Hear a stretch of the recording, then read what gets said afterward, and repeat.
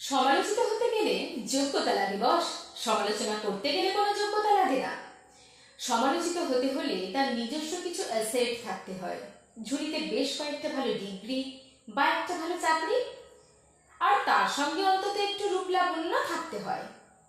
বা অন্তত নিজের পক্ষে শ্বশুরবাড়ির লোকজন যদি একটু ভালোবাসে, তাহলেও সমালোচিত হতে হয়। তখন বলে সবাইকে হাত করে রেখেছে। আচ্ছা, এই হাতটা কেমন করে করে? সুন্দরী মেয়েদের আবার অনেক জ্বালা। পরীক্ষায় ভালো নম্বর পেলেও বলে মুখ দেখে দিয়েছে, কারণ তাকে দেখতে সুন্দর। মানে সুন্দরী মেয়েরা না লিখেই নম্বর পেয়ে যায়।